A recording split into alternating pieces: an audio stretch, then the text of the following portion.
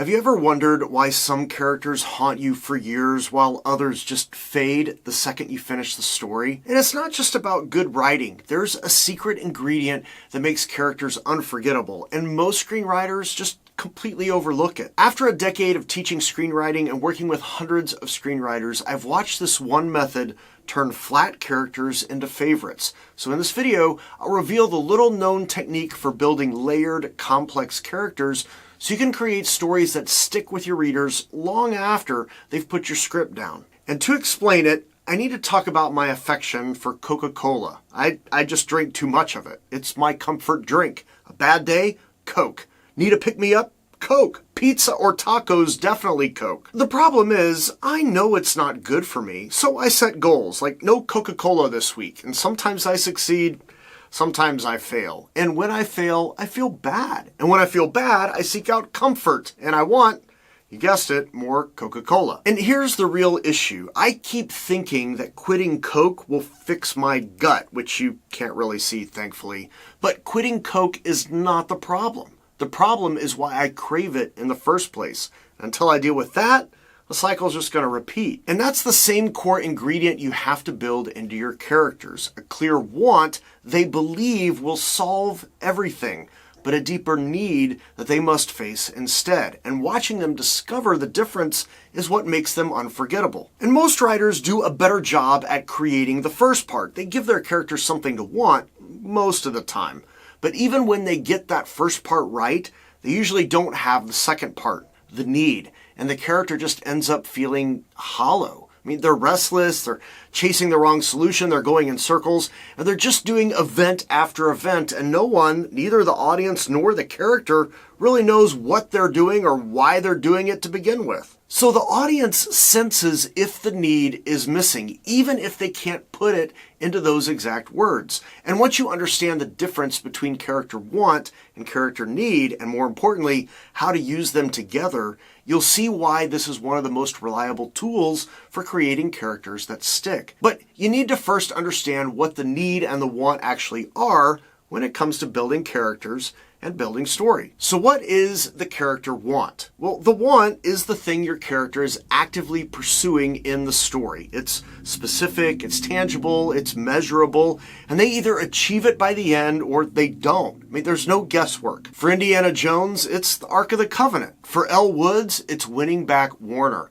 For Ben Gates and National Treasure, it's finding the treasure so he can prove his family isn't full of crackpots. A strong want does a few important things. First, it gives the audience something to track and to root for. So if you've ever read a script and felt like it was about something, but you couldn't quite articulate what the protagonist was trying to do, that's actually because the want was too vague or the character is just too passive. Second, the want drives the entire second act. Almost every major plot beat in the middle of your story will be tied in some way to the pursuit of this want. And third, the want gives you built-in stakes. Because if the character fails to get it, there's gonna be a cost. Now, here's the thing. Sometimes the most powerful choice is to have your character fail, to not get what they want. And I'll circle back to why that is in a bit, because it connects directly to the need. And I hope you want to get my weekly newsletter, which is linked below and includes some practical, no-fluff tips that don't make it into my videos. Because what you need is to become a screenwriter who writes such high-quality scripts that no one can ignore you anymore. So if you want that or you want to work with me, there are some links below. So what is the character need? Well, practically, it's something the character hasn't yet learned about themselves. The want, they clearly know that. They're choosing to go get it. But the need, well, the need is deeper. And it's usually something the character isn't even aware of at the start of the story. It's not about getting something. It's about becoming someone. It's an internal shift, a truth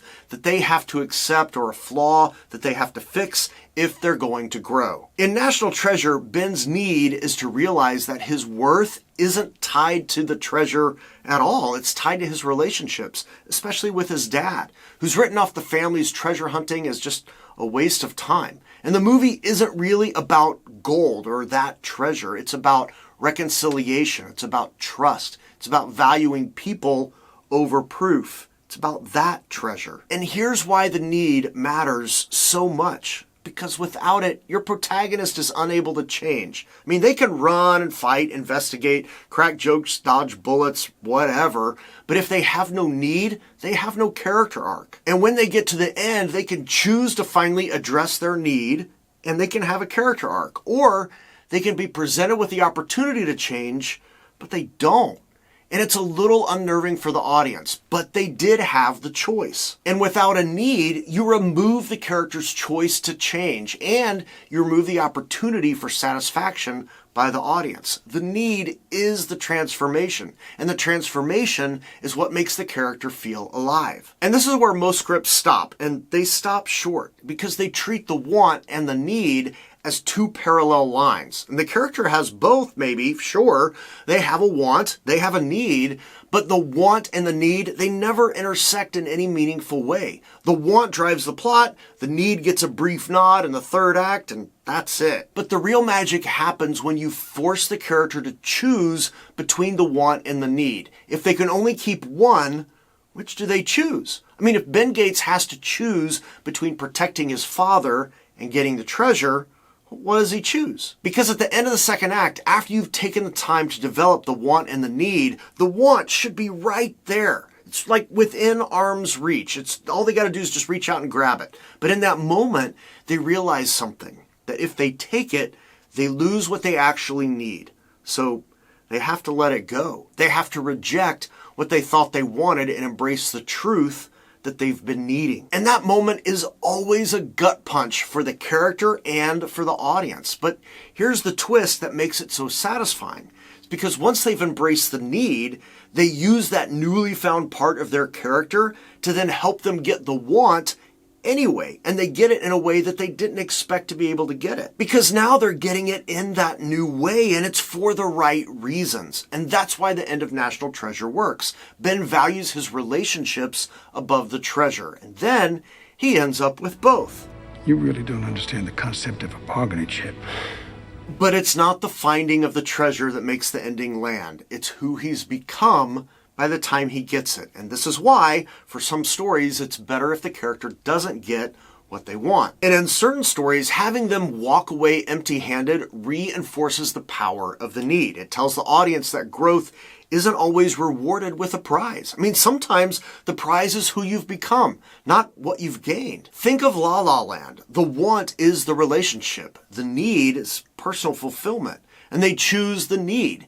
And the want is gone for good. It's bittersweet, but it's unforgettable. So how do you actually use this in your own writing? And here's a practical method. Just start by writing your character's want in one sentence. Make it external, make it measurable, and then write their need in one sentence. Make it internal. Make it a shift in who they are now and who they might become. And then design your plot so that chasing the want actively gets in the way of fulfilling the need. Don't let them run on separate tracks or in parallel. Force collisions. Make them feel the cost of chasing the wrong solution. And then build your second act around the pursuit of the want while dropping hints, small moments that reveal the need. A conversation they can't shake, a relationship that cracks under pressure, maybe a failure that exposes their blind spot. And by the time you get to the end of Act 2, the audience should understand the stakes on both sides, both the want and the need. They should feel the tension of that choice. And when the character makes it, when they choose the need over the want, the audience feels like they've witnessed something meaningful, and that is what makes characters stick. And this is where amateur writers often push back, because they say things like, but I don't want my character to give up their goal. Well, that's fine. They can still get it, but it has to feel earned. It has to come as a byproduct of their own transformation, not the other way around. I mean, you don't get things and then you transform. You know, like people think, well, if I win the lottery, I'll be a different person. No, you won't. You'll be the same person, just with more money. And if your character gets what they want without choosing the need, well, now you've got a flat arc. And flat arcs, they don't haunt audiences or readers. Those characters just fade away. So don't just give your characters something to chase. Give them someone to become, and make the want exciting, make the need essential. And then force those two to collide. And that's the secret to writing characters that last. But even when your characters are clicking on all cylinders, you've got to make sure they are in scenes that are working. And in this video, I give you 3 secret weapons to help you write scenes that any reader will love. And don't forget about the links below if you want weekly strategies or if you want to work with me, because I'd love to help you stop writing scripts that go nowhere and start writing scripts that actually move the needle for you.